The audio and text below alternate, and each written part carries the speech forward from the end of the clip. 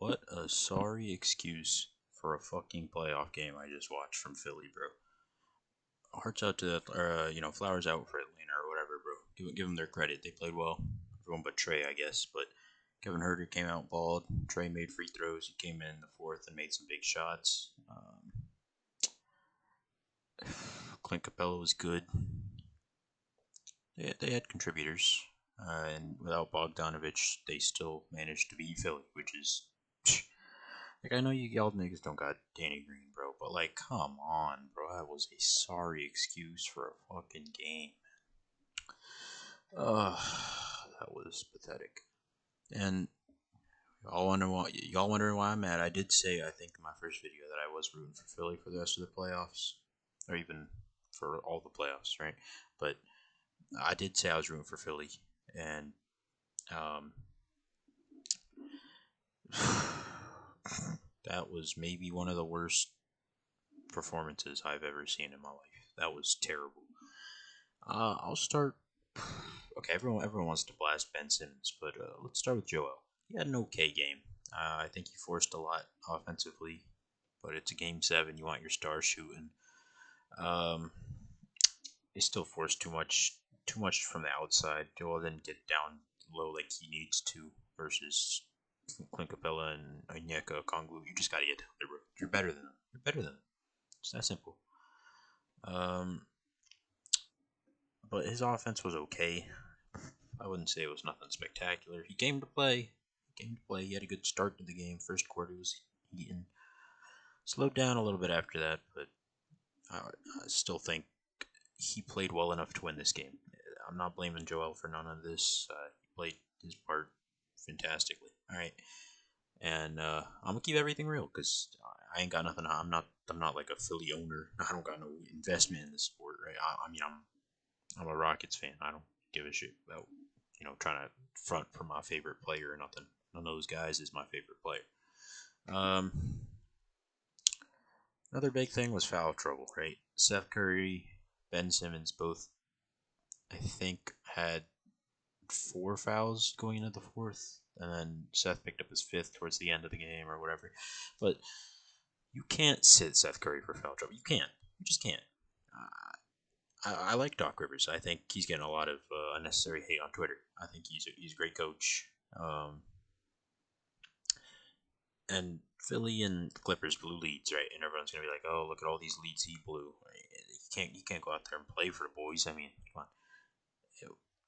Given what he had, he did his best for most of those comebacks, right? I think in LAC for the Clippers, I think he was fine. I don't think he was the big negative factor there. And even though I know the Clippers are doing better this year, I think the competition is significantly worse this year. This Jazz team, same as the Jazz team from last year. It's they didn't make any huge changes. If any changes at all, I don't. Mike Conley was there last year, right? I think so. I think Mike Conley was there last year. I might be bugging. Maybe he wasn't. Yeah, am I bugging? Either way, Jazz was a first round exit last year, and I know they was up 3-1 against the Nuggets before they blew that lead, and then the Clippers blew their 3-1 to Denver as well. But competition was so much worse this year. The Lakers get bounced in the first. They're not fully healthy. The Suns, CP3, shoulder problem, COVID problem. Our COVID restrictions have him sitting out for the first few games this year. And I know they don't got Kawhi right now, right? But bear with me. Because they have the deepest team in the league. The Clippers do. I really do think that. It's just crazy that they can sit Luke Kennard, who I think is one of the league's best 3-point shooters, and they could just sit him because they have so much talent. Right? And Terrence Mann was a huge hit in the draft. I love Terrence Mann. I'm really hoping the Rockets can get Trey Mann with our one of our firsts this year, preferably not our earliest one, because that'd mean we'd lose our top 4 pick, and that would be pretty sad. But anyway, they're one of the deepest teams in the league. They have a great bench unit. Well, they do have a great bench unit, but I think a lot of their depth also comes from like their starters too. Most teams have like 1 or 2 weak link starters. Like we can talk about let's just bring a team up, right? Let's talk about Philly. Danny Green's a weak link. Danny Green is a weak link. I know he's injured, so it's not really fair to pick on him. Danny Green's a weak link. Ben Simmons is a weak link. Let's talk about the Bucks. I think they started PJ Tucker, right? Let me think. Giannis, Chris, Drew, Brooke. Maybe they didn't start PJ. Dante, I guess, would be their starter. And Dante's a weak link. I know he's a good player, and I really don't think nothing wrong with him, but comparatively, he's definitely a weak link, right? Talk about the Heat, right? Fuck, if I even know who they're starting, right? They got Jimmy, Bam. Those two are fine. You got Duncan Robinson, probably, right? I think they started him. He was great. Iguodala, was he starting? That's a weak link. Tyler Hero's a weak link. You know, whoever, I can't even fill out their starting lineup. I'm a casual, but anyway, I'm not a Heat fan. I ain't really paid too much attention to them. Goran Dragic probably starting. Nah, he came off the bench last year, right? Anyway, whatever. It's a moot point. I want to talk about the Sixers here. So the West is weak. The Jazz, same Jazz team, add Mike Conley. They're the 1 seed in the West. I think it's a little shows how inflated, or how weak the Western Conference is. That same Jazz team shouldn't be a 1 seed. It's the same Jazz team that consistently got beat by Harden-led Rockets, and that Rockets team was never a real championship contender except in 2018, right? 2019, we wasn't a championship contender. Chris Paul was playing like ass in the playoffs, respectfully. And then as soon as he left, he wants to start being all this better player. Whatever, man. I'm done with it. Let's go to the Sixers. All right, we said Doc Rivers. I'm not blaming him for this, although I do think there's some things we can talk about, right? The foul trouble, Seth Curry, Ben Simmons. We talked about this. He overreacted with Seth Curry. He did. You can't sit Seth Curry. You can't do it. He's your best 3-point shooter by far and away. Korkmaz, he's cool. Maxey, he's all right. You know, George Hill, he's fucking terrible. I hate George Hill. I am the biggest George Hill hater of all time. I think he was okay. He was good earlier in his career, right? But he's not contributing. He's not. He's just there because he's a veteran. He's a big name, right? He's played on LeBron's teams or something, so he gets a contract and he plays minutes. Like that guy's useless. That guy's so useless. Okay, but back to why I'm saying you can't sit Seth Curry. You sat him because 1, foul trouble, 2, he's getting torched by Kevin Huerter. 2 very good reasons to sit him if you matched him with his best player. But that's not his best matchup. Don't put him on Kevin Huerter. Kevin Huerter can create. Kevin Huerter can dribble. Kevin Huerter can pull up. Kevin Huerter's one of the best, I'd say, like, self-creating 2s in the league, right? I'd say he's up there with Donovan Mitchell, Bradley Beal. These are guys that are better than him. He's not at that level. But Donovan Mitchell, Bradley Beal, James Harden. You could put Clay there. I don't think Clay's a self-creator so much. Because he can do so much without even dribbling, right? It's not really creating. He's just catch and shoot kind of threat. But he can create. There's no disrespect to Clay. But I think you put those 3 above him, and I think he might be 4th. Seriously, unless I'm like seriously forgetting a big name here. You call it, if we count Paul George as a shooting guard, I guess we put him too. But I think he's traditionally a small forward. That length helps him create against smaller guys. But Kevin Huerter is also tall, so I guess that's not really fair. Anyway, tangent. Don't put Seth on Kevin Huerter. Stop. Just stop. It's not a good matchup. Put him on Gallinari. Gallo can dribble. He can create. He can go into the post. But I think you put Seth on him. Joel can help if he has to off Clint a little bit. Because I don't think Gallo's throwing lobs to Clint, right? Trey can do it. Huerter can do it. Gallo probably not doing it. And his vision isn't great. I think he averages like 2 assists or something. Like nothing crazy. Put Seth on Gallo. I know he's short, and Gallo might shoot over him, but Huerter's 6'7", bro. He's shooting over Seth anyway, right? They're both shooting over Seth, but Seth needs to play because he's your spacing. So sitting him was brain dead. It was stupid. I'm not blaming this game on Doc, right? But it was stupid. Um, so Seth, we talked about Seth. We talked about and Seth. This game was amazing. I genuinely think the defensive matchup he got torched. I don't think that's his fault. That's a coaching decision. Like you put him on Gallo. He did what he could. He stayed in front of Herder pretty well. Besides the screens were fucking killing the Sixers, bro. I step. You go over the screens versus shooters, yes, but when it's that high of a screen, man, like at half court, you live with them shooting that. You really do. Trey Young's not making shots. He's the only one that's really shooting from out there anyway. He's not making them. Just go under the screen.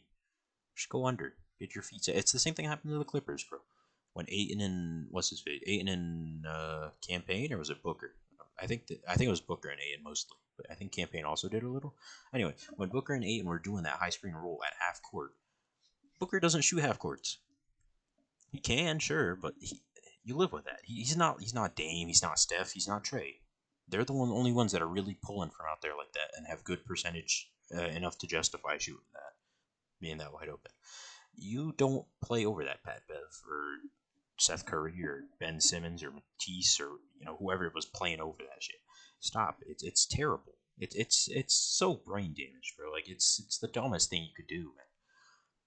Live with them shooting a 45-footer rather than you trying to get over and then having to chase them as they're running downhill. It's so stupid. It's so dumb. It's so dumb.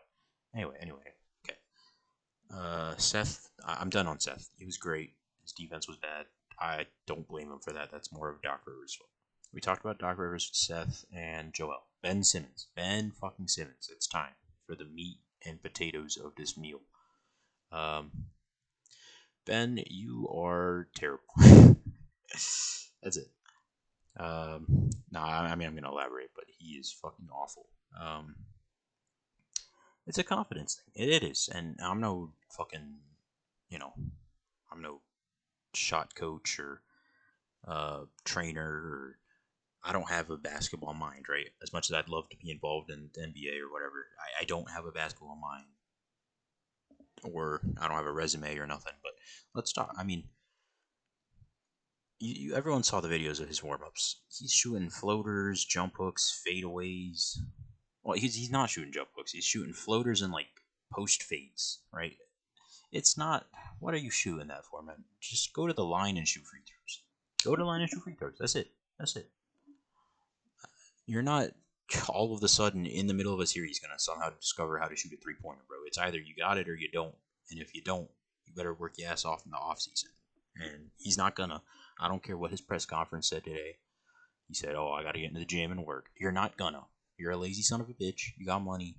That's it. All right? Like, you're not. You said that has 3 years, bro. You think we stupid? No, we're not stupid. We know you ain't doing shit, bro. Derrick Rose developed a three-point jumper. He did. He came back injured. Came back from injury from the Chicago Bulls. He didn't have a jumper. He could make them, but it was a shot you'd live with, right? He was all about going downhill, using his athleticism, shit like that. He made a three-point jumper, and he's fucking... I mean, I get the Knicks didn't make their threes in their series versus the Hawks, so it looks a little stupid, but bro shot like 40%, bro. I mean, if Ben could shoot 30%, I don't care. Like, it's good enough for me. I don't care. But he can't. He doesn't shoot them. It's whatever. You're not going to shoot them? Fine. Work on your free throws, bro. That's it. Be playable. Don't get played out of the fucking game. You're not Rudy Gobert, bro. What a fucking pathetic player. And so he spins, passes up the open dunk, and then he says he thought Gallo had the block from behind, bro. Are you fucking kidding me, bro? If you think he has a block from behind, just go up and under around the outside, like the back of the rim. Like, go under and lay it up. That looks stupid as hell because I was just on my face cam. You can't even really see my arm, but just go under the rim, lay it up backwards. But no. Or even just dunk it, bro. Fuck it. They're gonna call a foul on that, and I know you're scared of free throws because you shot 30-something% from the line this series, which is absolutely dreadful. Might as well change the name to from free throws, man. You ain't making none of them. But okay, so Ben Simmons, he's getting traded. I've explored maybe you could do a 1-for-1 with CJ. Try to keep Dame there because Dame's their shot making guy. You get Ben Rocco as like a two-headed defensive monster kind of. I think you could do something there. And they have great 3-point shooting. They got Dame. They got Melo's a pretty good 3-point shooter. They got, I don't know if they're keeping Norman Powell or not, but I would have preferred it if they had Gary Trent. Obviously, you could do something there for CJ. Obviously, they want Dame, so you'd have to package Ben Simmons with a few other low money making assets like Korkmaz or something, and then a bunch of firsts. You could do that too. Portland would definitely be less interested in that than the CJ 1-for-1 kind of thing. Maybe you can get like a first off for CJ and a first CJ for Ben. I don't know because they'll be desperate to try to keep Dame. I think they will. They're going to be really desperate. You could maybe fleece them in the offseason. I wouldn't be surprised if Daryl Morey fleeces the Blazers for something. But it's either CJ. Washington wouldn't want Ben. You're looking for like fringe teams right now, right? Denver wouldn't want Ben because they have Jamal Murray coming back, and you could say they need wing help, right? But I don't like that fit for them at all, and I don't see how they get the contract, like the money space. I'd much rather have Michael Porter Jr. at this point than Ben. I'm not gonna lie. Just looking at a team that struggles defensively, maybe like who, man? Like who would want this guy? He's just so useless. I couldn't tell you. I really couldn't. I don't know what to tell you. You need a team that has amazing 3-point shooting, struggles defensively. So like a 2019 Rockets type team, right? That's a team that'd love them. Just a bunch of 3-point shooters. Let them drive and kick, drive and kick, drive and kick. That's all he knows how to do, drive and kick. Or not even drive, just stand at the top of the key, dish it to someone, right? But that Rockets team had a great playmaker, and you'd want the ball in James Harden's hands over Ben Simmons, respectfully. Or disrespectfully, that guy's a bum. But anyway, you're looking for a team with no playmaker, good defense or bad defense, and good 3-point shooting. And you're not getting, if you're trying to utilize all of Ben Simmons' talent, right? Which is why I say Portland is as good of a fit as you're gonna get, right? They have playmaking in Dame, but he's not the best passer. He can average assists, right? He can do that. He's not really a creator for his teammates like that, though. He much rather create for himself. And if you have Ben Simmons to help get the other people involved in the offense, he can use his playmaking skills. Defensively, he's a huge plus over CJ, right? And helps their backcourt so much. And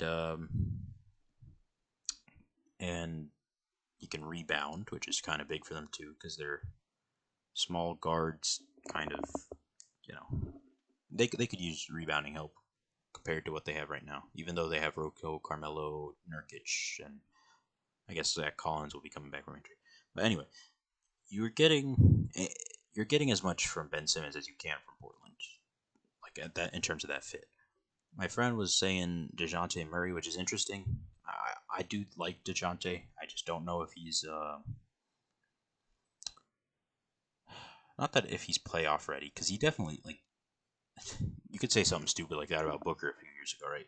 It's not that he isn't ready for playoffs. It's just I feel like you can get a better contributor, someone that's more proven, just in case it doesn't work out, right? It's taking a flyer on something you probably don't have to take a flyer on, but I do like DeJounte Murray a lot, and if it happened, I wouldn't be that mad. I just think Daryl Morey is probably better than that. He can get more out of it.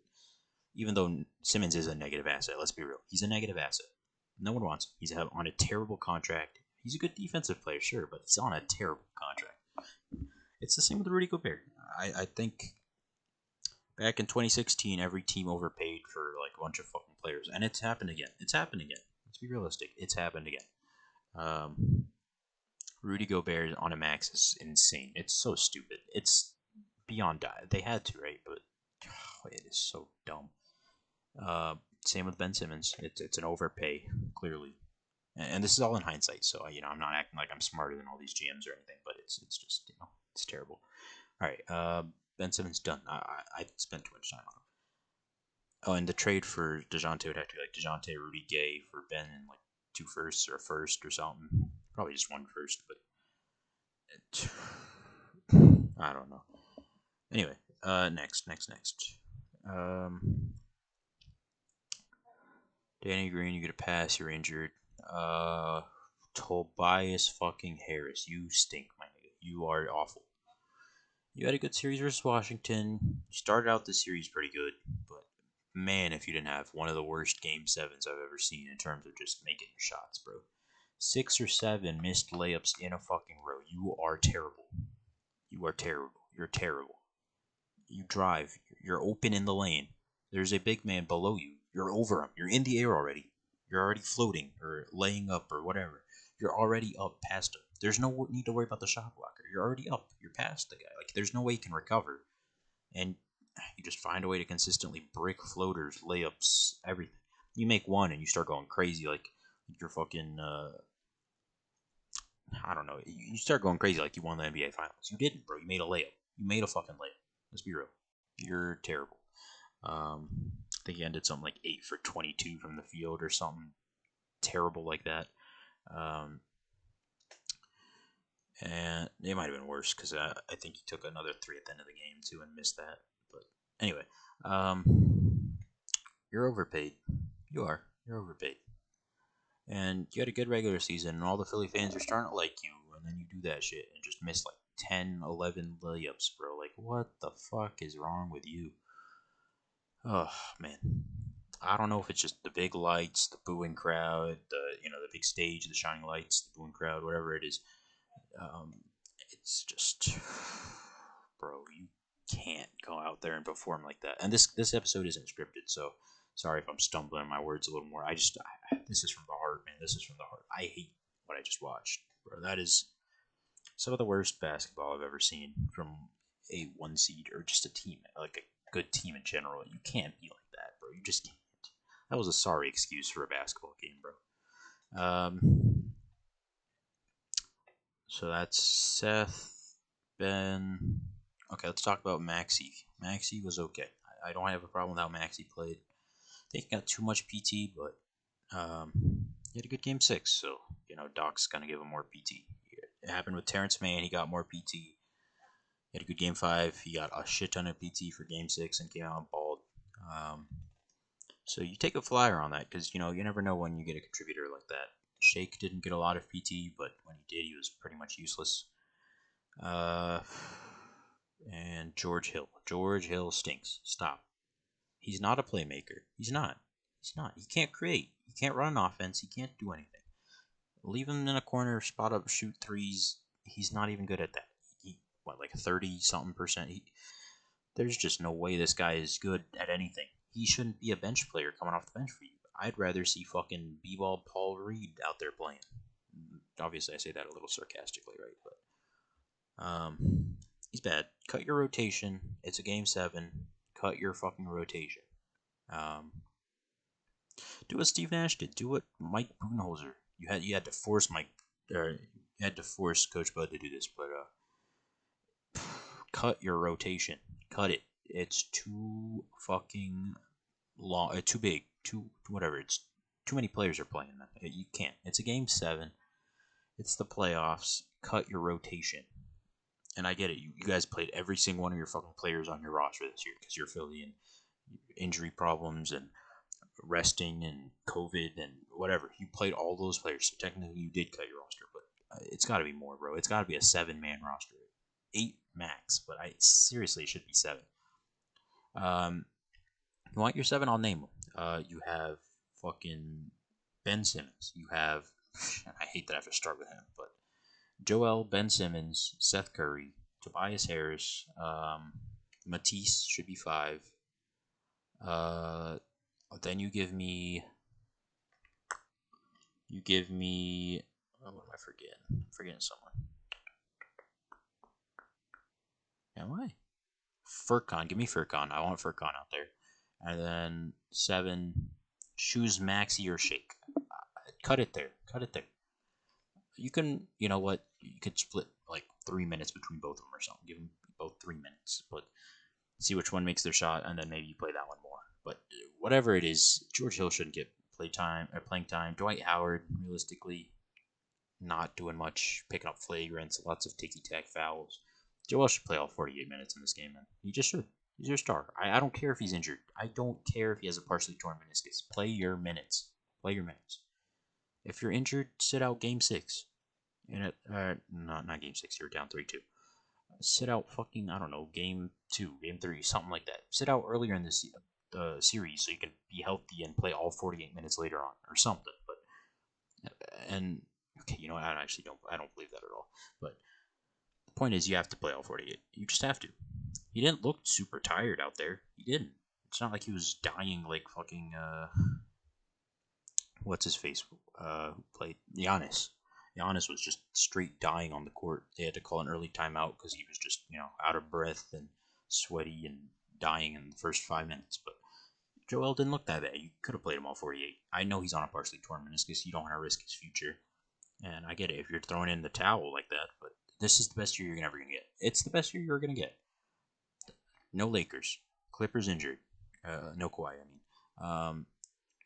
You're looking at the Bucks, who Drew Holiday was pretty atrocious. Chris Middleton has been really good for them in the clutch, but besides that, he's been kind of mid.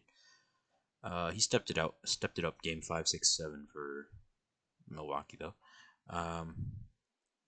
Giannis, you have Joel. You can match him. I'm not going to say Joel would beat Giannis. I think Giannis would beat Joel, but you can match him. Ben Simmons on Chris isn't a terrible matchup. Drew Holiday. Drew Holiday is kind of rough, but Drew's been bricking everything, so I'd be fine leaving Seth on him. See how it goes in the series, obviously, but you have the easiest road to the conference finals. You had fucking Washington, which was a fraud of a team, and Atlanta, which they're a good team, but not conference finals worthy. Definitely not. I think the Celtics could have beat Atlanta, if I'm being honest. Not even without Jaylen Brown, but if they had Jaylen Brown, I think the Celtics would have beat Atlanta. I'd take Miami to beat Atlanta, I think. I really would. Anyway, that's everyone except Matisse. Now let's talk Matisse. Dwight Howard, whatever. He had a good block, I guess, and then a flagrant, which is really bad. That kind of killed a lot of their momentum. It was kind of a weak flagrant, but it was still flagrant.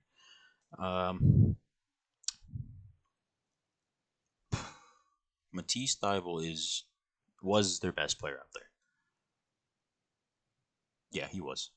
I'm thinking, right? Because he had the big mistake at the end where he fouled Kevin Huerter on the 3, hit the top of his head. Kind of sealed. It didn't seal the deal, but it kind of fucked him, right? But defensively, he was everywhere, man. He was so good for them. And at the risk of sounding stupid, I seriously think Matisse should have played 40, 45 minutes this game. And I know he's young and he's not that good. Honestly, I just think... Okay, no. I was going to say play him over Ben, but yeah, it's a little too much because you don't have any other players on the bench worth playing anyway. So I guess Ben has to play just because how bad your bench is. But Matisse was everywhere. Deflection, steal, block, deflection, block. Like he was just doing everything, man. And there was a stretch in the third quarter where he had forced 4 back-to-back Atlanta turnovers, double teams, steals, deflection, all that shit. It was just, it was a defensive masterclass by him. He did everything he needed to. And what sucked the most was that those 4 offensive possessions they got off those turnovers were so bad. They were terrible. We got, I'm trying to remember what it was. I think one of them was a Joel 3-pointer, which is, he's gonna shoot him. He made a good amount of them this game, so you can't blame him for shooting it. But you can get so much better. And I think we had a Tobias missed layup or something, and then I think they even gave it to Ben in the post in one of those possessions. That was gonna do anything. No one's scared of Ben in the post.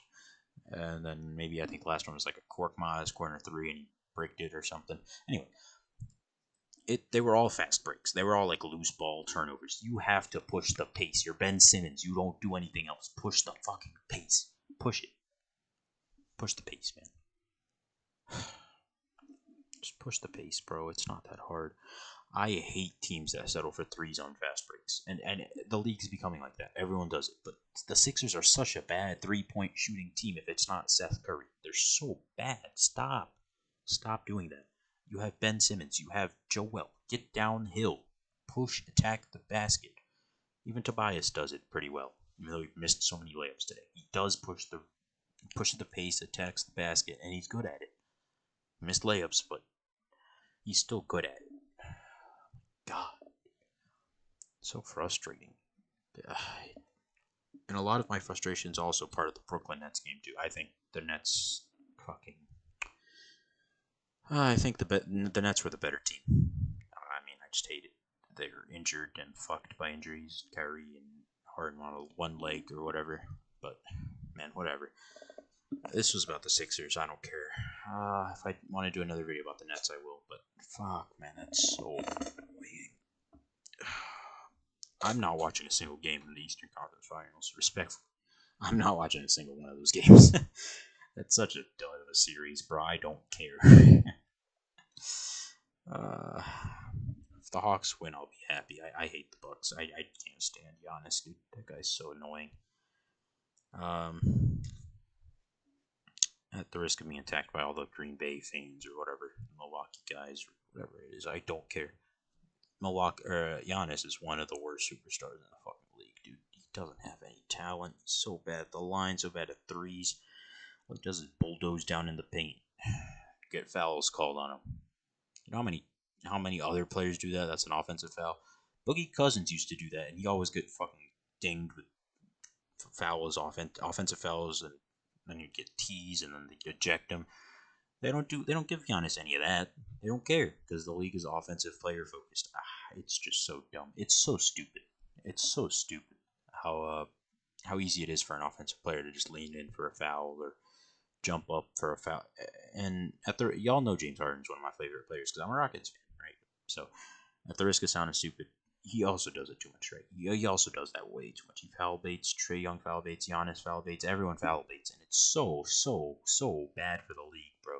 This league's gonna be dead in a few years because everyone's just gonna be jumping in the fucking every contact they get, and the refs have to call it because it's contact and it affected the shooting motion or whatever, right? But if I was a ref, I'm not calling none of that shit.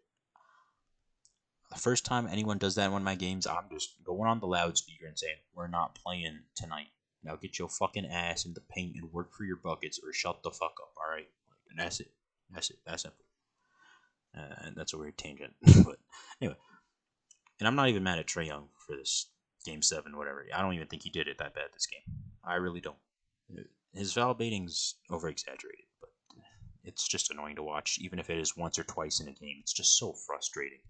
Anyway, thank y'all for watching. This is really long, and I just tangented for 50 times. So I didn't really get my points across that well, but I didn't script this one because I just felt like I had to get on their ass. Thank y'all for watching. Leave a like if you enjoyed. Peace.